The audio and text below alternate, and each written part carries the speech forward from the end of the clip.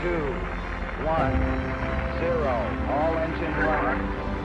We have a liftoff. I see that. I don't get a buzz on it. I'll check it.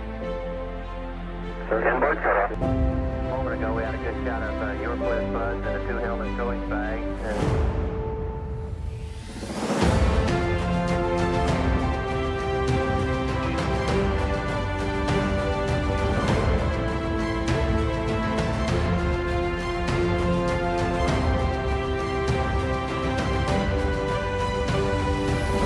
Apollo 13 was not supposed to become a survival story. It was supposed to be a geology mission. Before the explosion, before the oxygen tank failure, before the damaged spacecraft turned into a lifeboat, Apollo 13 had one clear destination, the Fra Mauro Highlands, a rugged ancient region on the near side of the moon, far rougher and more scientifically dangerous than the smoother mare plains where earlier Apollo missions had landed. This was not chosen because it was easy, it was chosen because it was important. Fra Mauro was believed to contain debris from one of the most violent events in lunar history, the formation of the Imbrium Basin. That basin is more than 1,100 kilometers across. Skeptics highlight these irregularities as proof of altered audio or concealed channels. Technically, the more grounded explanation is far simpler. NASA's communication network in 1969 relied on ground stations around the world, Australia, Spain, California handing off the signal as the Earth rotated. Atmospheric disturbances, dish alignment problems, and signal reflection were prevalent. What seemed enigmatic was frequently just the physics of radio waves traversing 240,000 miles in space. Still, even now, collections of those peculiar audio clips are shared online, sparking discussions that persist. Armstrong's cryptic statements. Neil Armstrong was notoriously reserved, yet in the years following Apollo 11, he made multiple remarks that sparked speculation. The most notable occurred in 1994, during a speech at the White House, where he informed a group of students that there were protective layers of truth surrounding the enigmas of exploration, elements concealed behind the veil. For some, it felt like a revelation. For some, a lyrical contemplation on the mysterious. Armstrong urged the upcoming generation to extend beyond the boundaries of current knowledge to reveal scientific truths that remain hidden. However, since Armstrong seldom addressed the public, his statements acquired a legendary essence. The enigma lay not in his words, but in the world's perception of him. A person who traveled to the moon, came back a hero, and then faded into quietude. In the human mind, silence frequently transforms into a canvas filled with enigma, photographic and shadow anomalies. Some of the most picked-apart evidence from Apollo 11 comes from the photographs. People noticed shadows at odd angles, objects lit strangely, or a lack of stars in the sky. Critics argued these inconsistencies suggested studio lighting or artificial staging, but physics offers simpler explanations.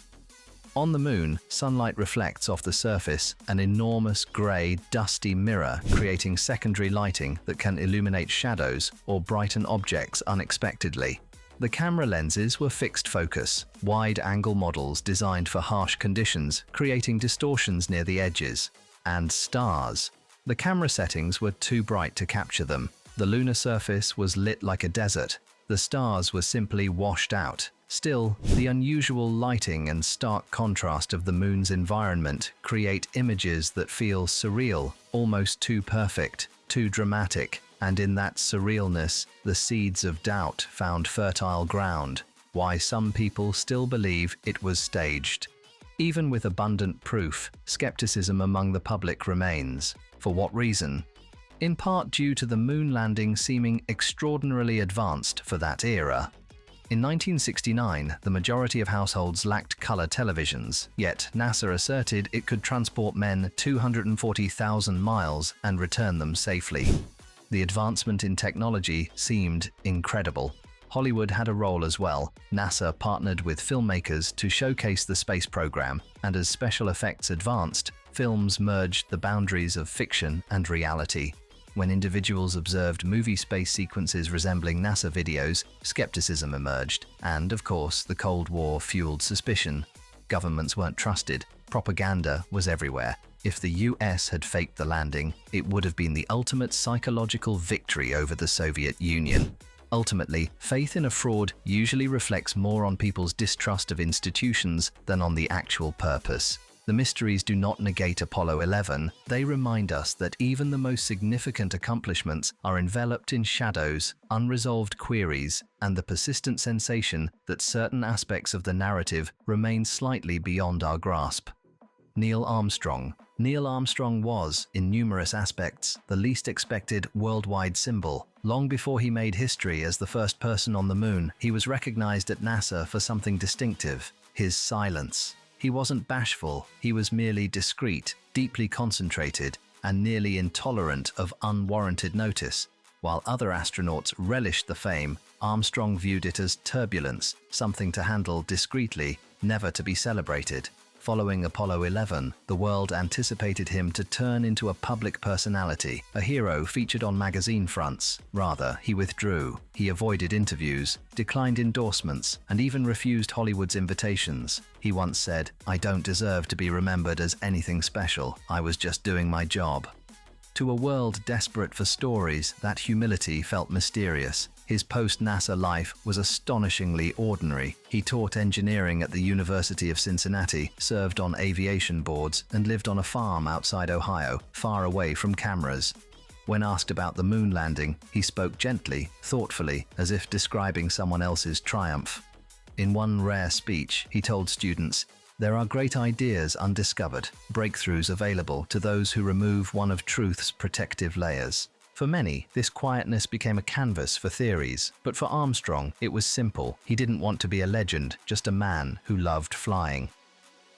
Returned to Earth following 3 days orbiting the moon, Apollo 11 commenced its return trip. The crew re-entered Earth's atmosphere at 24,000 miles per hour, encountering a fiery barrier of friction that generated plasma, causing the command module to shine like a shooting star. For several exhilarating minutes, the astronauts were completely vulnerable to the forces of physics. Subsequently, with a sequence of precisely timed parachute openings, the Columbia descended softly into the Pacific Ocean, where recovery teams stood by. Humanity's most significant adventure has completed its cycle. The planet exploded, streets cleared as millions focused on televisions, radios, and newspaper headlines, rejoicing in a victory that felt nearly legendary. Banners were hoisted, addresses made, and leaders celebrated a fresh chapter of discovery.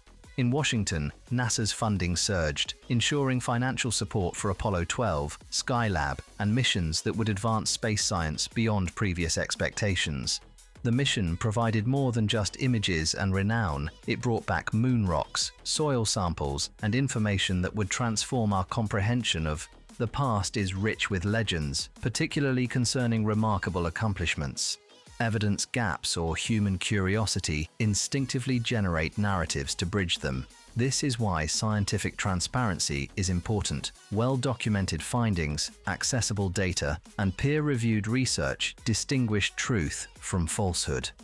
Apollo 11 serves as a reminder that even the most legendary moments can evoke wonder, discussion, and inquiries, highlighting that curiosity, when approached responsibly, drives the spirit of exploration.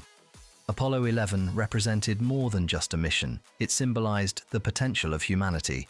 Defying incredible challenges, 3 men departed from the birthplace of humanity, traversed the abyss, and arrived on an alien planet. They brought along not only spacecraft and equipment, but also the dreams, aspirations, and creativity of a whole civilization. Neil Armstrong, Buzz Aldrin, and Michael Collins emerged as icons of bravery, accuracy, and understated heroism, demonstrating that advancement requires both audacity and self-control. Even in this victory, enigmas persist.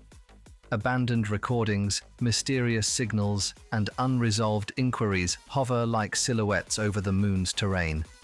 They remind us that exploration is never finished, and that truth frequently resides in layers, occasionally apparent, sometimes concealed, constantly urging us to examine more deeply. Armstrong's legacy extends beyond that initial step. It encompasses his humility, his rejection of personal acclaim, and his belief that success is a duty rather than a privilege. He demonstrated to the world that true greatness is seen in actions, not in words. As people gaze at the moon this evening, the question persists: if we could previously abandon our planet and reach another, what more could we possibly accomplish? Apollo 11 marked the initial jump, but the next significant advance is still pending. The stars aren't merely overhead, they are beckoning.